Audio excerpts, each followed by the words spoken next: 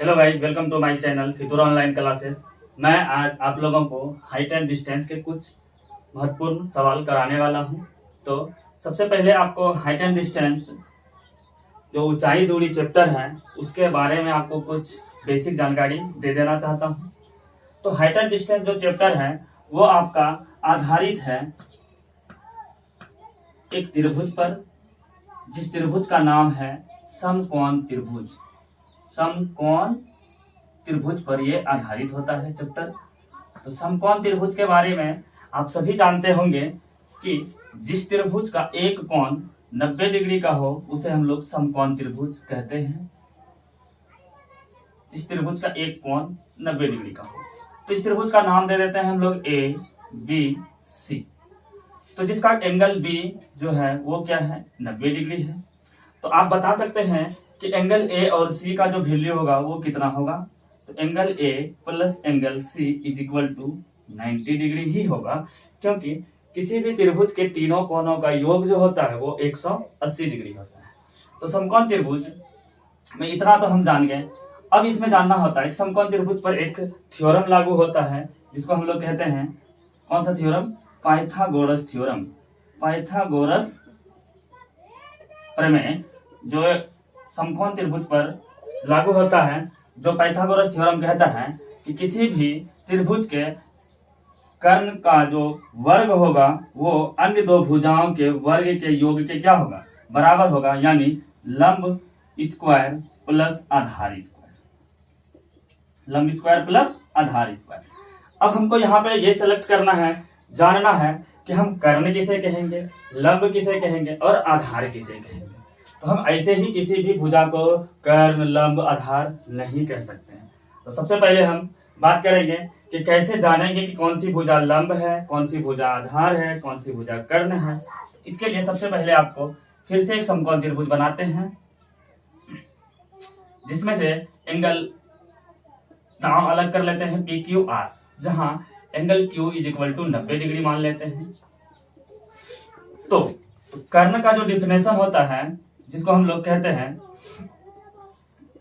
कि 90 डिग्री के सामने की भुजा कर्ण कहलाती है। और किसी भी समकोण त्रिभुज की सबसे बड़ी भुजा जो होती है वो कर्ण होती है।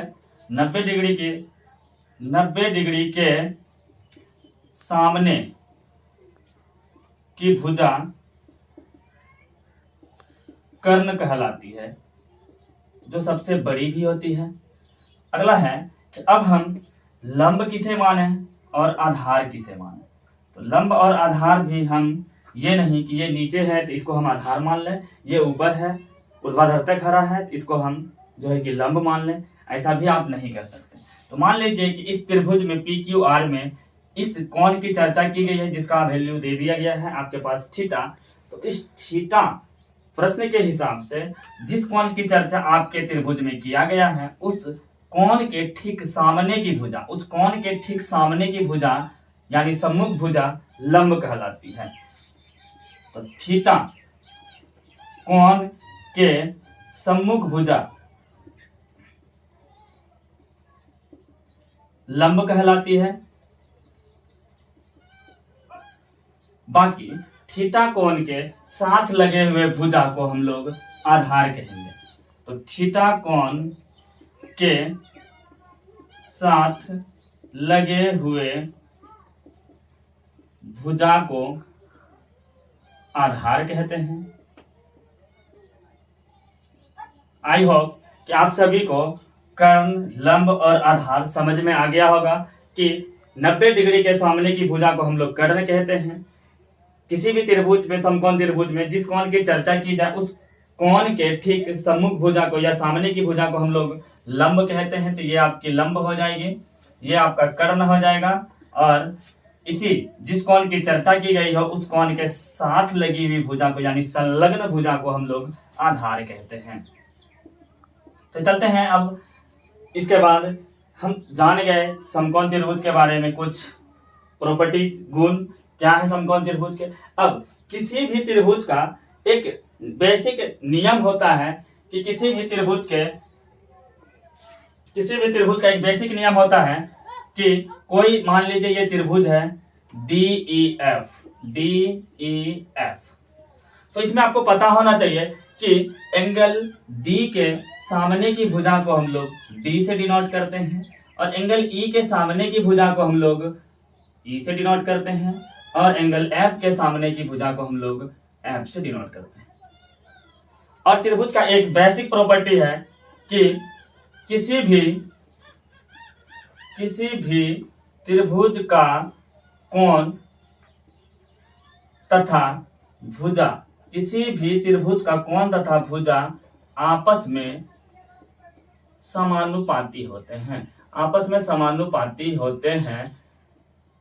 कहने का मतलब है कि जो ये कोण जितनी बड़ी होगी इसका भुजा जो ई है वो उतना ही बड़ा होगा।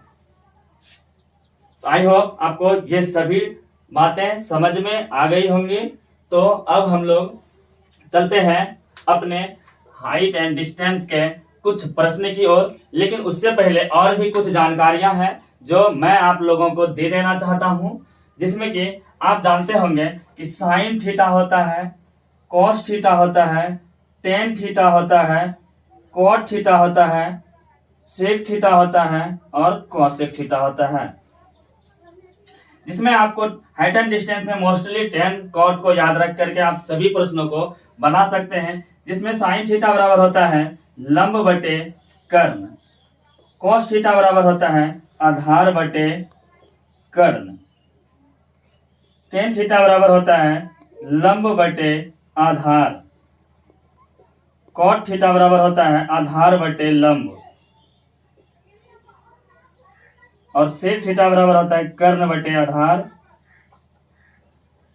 और कॉसेक थीटा बराबर इधर लिख देते हैं, कॉसेक थीटा बराबर हो जाता है कर्ण बटे लंब। ये सभी फॉर्मूला है जो आपको याद रहने चाहिए हाइट एंड डिस्टेंस के सवाल बनाने से पहले। तो अब हम लोग चलते हैं अपने टॉपिक की ओर।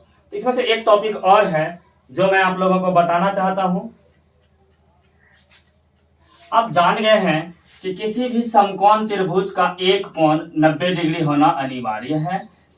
ठीक 90 डिग्री के सामने की भुजा को हम लोग कर्ण कहते हैं। जिस कोण की चर्चा की जाए उस कोण के साथ लगी हुई भुजा को आधार कहते हैं और उस कोण के सम्मुख भुजा को हम लोग लंब कहते हैं। इतनी बातें आप जान चुके हैं। तो ऊंचाई एवं दूरी वाले प्रश्न बनाने से पहले आपको दो ट्रायंगल बेसिक तरीके से याद रखना होगा, जिसमें से जो मोस्टली यहीं से प्रश्न आते हैं आपके एग्जाम में।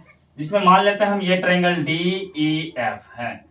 मान लीजिए कि ये एंगल अगर 60 डिग्री है, ये 90 डिग्री है और ये तब एक खुद ही कितना हो जाएगा 30 डिग्री, क्योंकि आप जानते हैं कि angle A plus angle B plus angle C is equal to 180 degree. तो किसी भी त्रिभुज के तीनों भुजाओं का योग हमेशा 180 डिग्री होता है। और मान लीजिए कि इस त्रिभुज में कोण E 90 डिग्री है और कोण F दिया गया है 45 डिग्री, तो ऐसे ही आपका कोण D भी 45 डिग्री हो जाएगा। इसका भी यही रूल है कि angle D plus angle E plus angle F is equal to 180 degree. आप जानते हैं कि किसी भी त्रिभुज के तीनों कोणों का योग जो होता है वो 180 डिग्री होता है। मोस्टली आपको यही दो ट्रायंगल याद रखना है और हाइट एंड डिस्टेंस के सभी प्रश्न बेहद ही आसान तरीके से बन जाएगा। अभी आपको थोड़ी देर पहले हमने बताया है कि किसी भी त्रिभुज का कोण और भुजा आपस में समानुपाती होते हैं, अर्थात भुजा जितनी बड़ी होगी कोण उतना ही बड़ा होगा। तो इसमें कितना कोण बन रहा है 30 डिग्री, 60 डिग्री और 90 डिग्री। इसमें 45 डिग्री, 45 डिग्री और 90 डिग्री। बस आपको यही कोण का रेशियो एंगल में याद रखना है। मान लीजिए ये हम tan 60 डिग्री से चर्चा करते हैं कि tan 60 डिग्री, तो tan 60 डिग्री बराबर आप जानते हैं कि इस कोण की चर्चा की गई है, तो इस कोण से ये लंब हो जाएगा। और अभी आप जस्ट पढ़े हैं कि AB आपका लंब हो जाएगा और BC आपका साथ लगे हुई भुजा आधार हो जाएगी। और tan 60 का वैल्यू आप सभी जानते होंगे कि √3 होता है, इसको हम बोल लेते हैं √3/1। तो आप देख लीजिए कि AB बटे BC, तो AB बराबर अगर हम BC बराबर 1 हो जाता है और AB बराबर कितना हो गया √3, तो जब आप इसको AC को निकालेंगे, इसलिए AC बराबर आपका खुद ही हो जाएगा 2। जब आप इसको हल करेंगे थ्योरम से कि AC square is equal to root under AB square plus BC square, जब करेंगे तो आपका आंसर आ जाएगा 1 का स्क्वायर प्लस रूट 3 का square is equal to answer आपका आ जाएगा 2। इसलिए AC आपका आ गया 2। तो आप देख सकते हैं कि एंगल 30 डिग्री के सामने की जो भुजा है वो 1 के अनुपात में है, एंगल 60 डिग्री के सामने की जो भुजा है वो रूट 3 के अनुपात में है, और एंगल 90 डिग्री के सामने की जो भुजा है वो 2 के अनुपात में है। फिर आपको आना है 45 डिग्री वाले प्रश्न में। तो 45 डिग्री वाले प्रश्न में हम मान लेते हैं, फिर इसी कोण की चर्चा करते हैं कि tan 45 डिग्री, तो tan 45 डिग्री का वैल्यू सीधा tan थीटा पहले हम जानेंगे कि लंब बटे आधार। इस कोण के एंगल 45 डिग्री के एंगल के अकॉर्डिंग जो आपका होगा ये DE आपका लंब हो जाएगा, और जो है EF आपका क्या हो जाएगा, आधार हो जाएगा।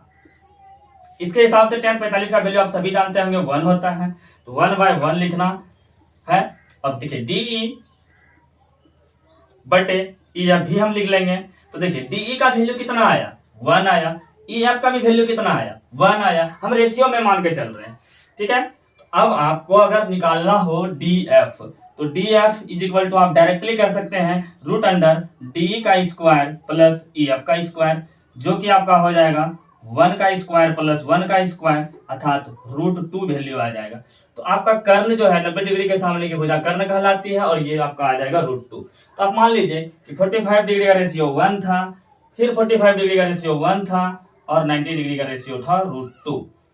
ये दो ही बातें आपको याद रखनी है। उसके बाद आपको एक बेसिक फंडा याद रखना है, जो मैं अपने तरफ से आप लोगों को दे रहा हूं कि जिसका मान दिया हो उससे भाग दें। दूसरा नंबर बात याद रखना है कि जिसका मान ज्ञात करना हो उससे गुना करें। जैसे कोई भी पुत्र ही अपने पिता के जमा की हुई संपत्ति को बांट सकता है, बस वही फंडा है।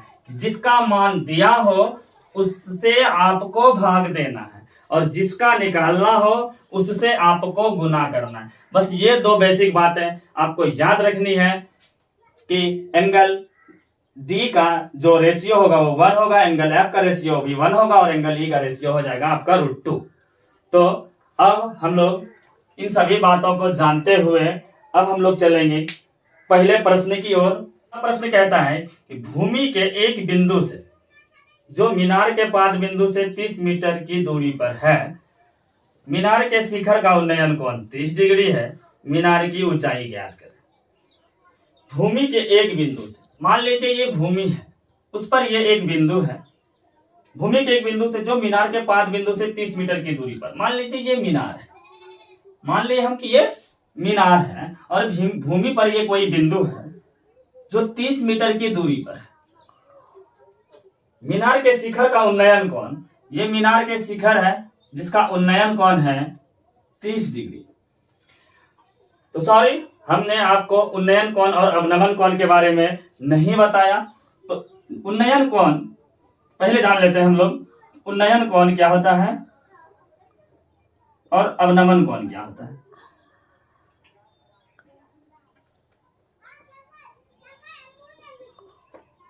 उन्नयन कोण को हम लोग कहते हैं एंगल ऑफ एलिवेशन।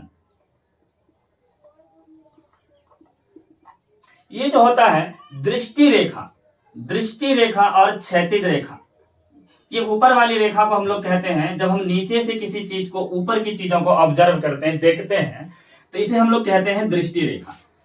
तो उन्नयन कोण का जो डिफिनेशन हो जाएगा वो हो जाएगा कि दृष्टि रेखा तथा क्षैतिज रेखा, दृष्टि रेखा तथा क्षैतिज रेखा के बीच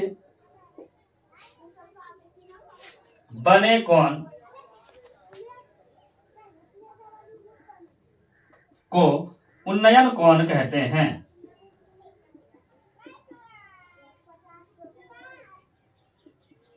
लेकिन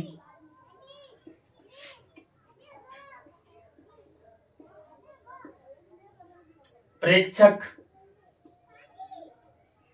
नीचे से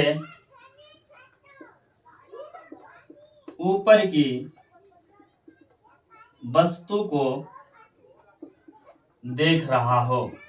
ये कंडीशन है कि उन्नयन कोण हम किसे कहते हैं कि दृष्टि रेखा तथा क्षैतिज रेखा के बीच बने कोण को हम लोग उन्नयन कोण कहते हैं। लेकिन आपका एक कंडीशन है कि प्रेक्षक जो है वो नीचे से ऊपर की वस्तु को देख रहा हो, अर्थात यहां से ऊपर की वस्तुओं को जब देखेगा तभी हम कह सकते हैं कि आंख पर जो कोण बना है वो आपका उन्नयन कोण बना है।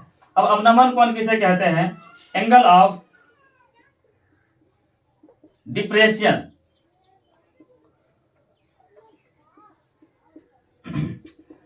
बस वही परिभाषा आ जाएगा कि दृष्टि रेखा तथा क्षैतिज रेखा के बीच बने कोण को हम लोग अवनमन कोण कहते हैं। लेकिन इसका कंडीशन है कि प्रेक्षक ऊपर से नीचे की वस्तु को देख रहा हो। वही कंडीशन है कि दृष्टि रेखा तथा क्षैतिज रेखा के बीच बने कोण को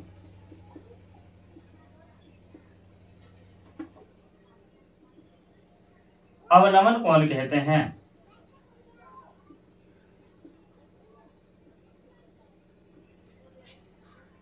लेकिन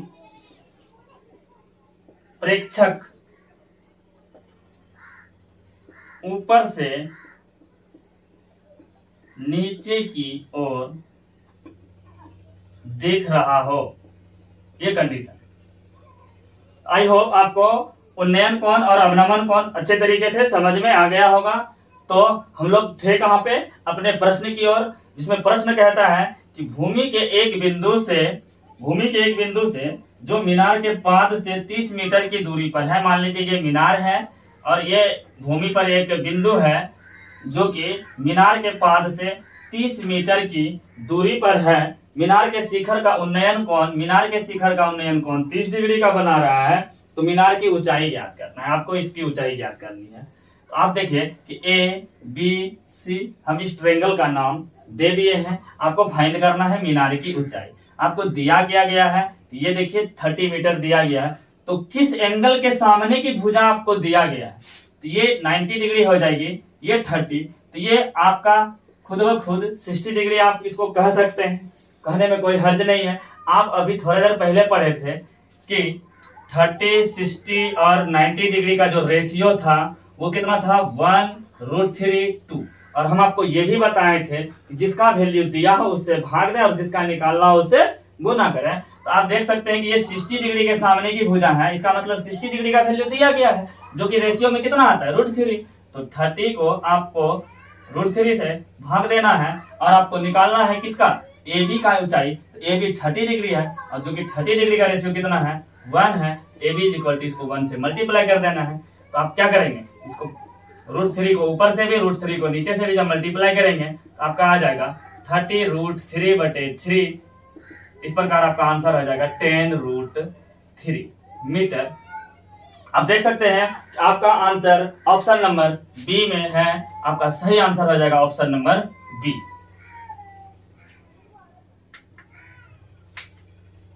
आपका प्रश्न संख्या 2 है।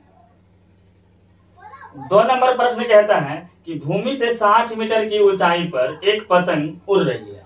भूमि से 60 मीटर की ऊंचाई पर एक पतंग उड़ रही है। पतंग से लगी डोरी को अस्थायी रूप से भूमि के एक बिंदु से बांध दिया गया है।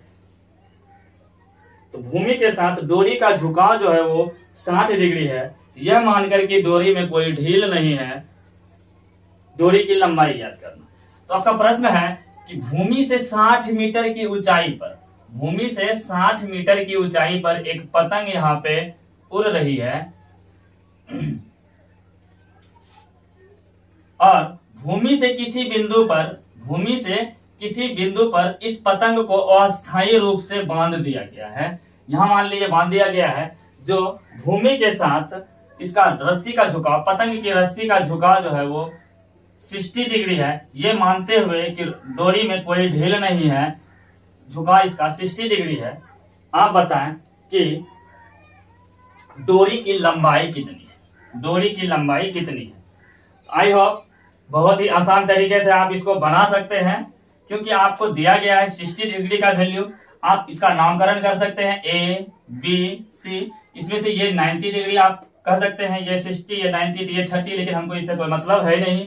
आप जानते हैं 30, 60 और 90 का जो रेशियो आता है 1√3 और 2 आता है। तो आपका वैल्यू किसका दिया गया है, 60 का, यानी आपको किससे भाग देना है, √3 से भाग देना है, और निकालना है आपको किसका, AC की लंबाई। इसलिए AC इज इक्वल टू आप सीधा लिख सकते हैं 60/√3 मल्टीप्लाई, इसका वैल्यू देखिए कितना है 2, इसको 2 से मल्टीप्लाई भी कर सकते हैं। जब आप इसको घटाएंगे तो 20 गुना 3 भी लिख सकते हैं, गुना 2 लिख सकते हैं, बटे √3 से √3 टाइम्स में 3 कट जाता है, तो 20 दूना 40√3 आपका आंसर हो जाएगा, जो कि आपका ऑप्शन नंबर ए में है। इसलिए आपका सही आंसर हो जाएगा ऑप्शन नंबर ए।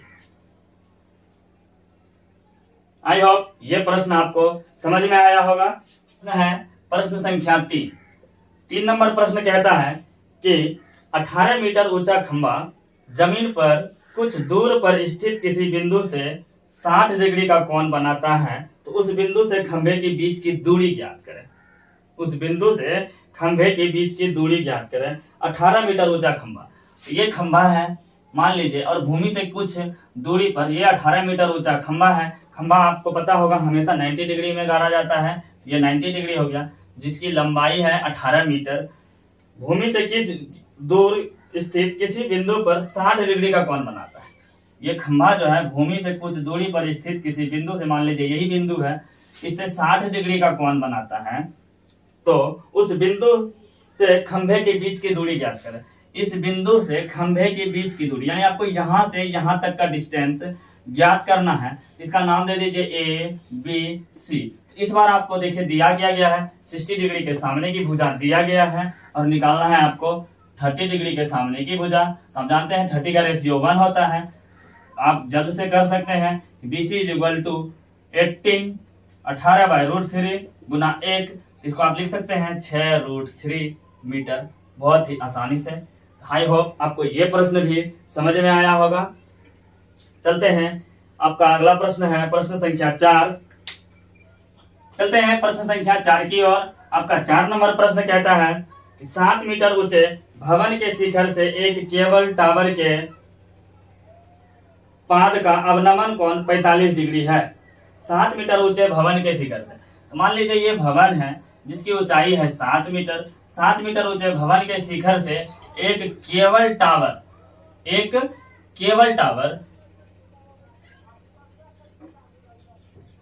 7 मीटर ऊंचे भवन के शिखर से एक केबल टावर के पाद का अवनमन कोण 45 डिग्री है। मान लीजिए ये भवन है आपका, और ये है आपका केबल टावर, जिसका अवनमन कोण 7 मीटर ऊंचे भवन के शिखर से केबल टावर के पाद का अवनमन कोण। अभी तुरंत आप पढ़े थे कि अवनमन कोण आप किसे कहते हैं, जब प्रेक्षक ऊपर हो और जिस वस्तु को देख रहे हैं वो नीचे हो, तो हमारी आंखों पर जो कोण बनता है उसे हम लोग कहते हैं अवनमन कोण, जो 45 डिग्री का बन रहा है। तो भवन के पाद से केबल टावर के पाद तक की दूरी ज्ञात करें। तो भवन के पाद से, ये भवन का पाद है, ये केबल टावर का पाद है, A, B, C, यहाँ तक का दूरी ज्ञात करना है। आपको पता होगा कि एकांतर कोण दो समांतर रेखाओं के बीच जब दो समांतर रेखाओं को जब कोई तिर्यक रेखा काटती है, तो इनके बीच बने एकांतर कोण जो होते हैं वो समान होते हैं। बस इसी नियम का पालन करते हुए ये 45 डिग्री का एंगल, ये भी हो जाएगा 45 डिग्री का एंगल, ये आपका हो जाएगी 90 डिग्री का एंगल। तो जब ये 45 तो खुद ब खुद ये भी कितनी हो जाएगी, 45 डिग्री हो जाएगा। तो अभी थोड़ा देर पहले आप पढ़े थे 45 और 90 का जो एंगल का रेशियो था वो कितना था, 1/√2। अभी आप तुरंत पढ़े थे, हम थोड़ा देर पहले ही आपको बताएं कि जिसका वैल्यू दिया हो उससे भाग दें, जिसका निकालना हो उससे गुना करें। तो आपको वैल्यू जो दिया गया वो 45 डिग्री का दिया गया, और 45 डिग्री का जो रेशियो होता है 1 होता है, और आपको निकालना है क्या, BC भवन के पाद और मीनार के पाद के बीच की दूरी ज्ञात करें। तो BC इक्वल टू हो जाएगा 7/1 और मल्टीप्लाई भी करना है तो आपको 1 से ही करना है, इसलिए आपका सही आंसर हो जाएगा 7 मीटर। तो देखिए 7 मीटर किस ऑप्शन में है, आपका सही आंसर हो जाएगा ऑप्शन नंबर बी। आपका अगला प्रश्न है प्रश्न संख्या 5 नंबर प्रश्न कहता है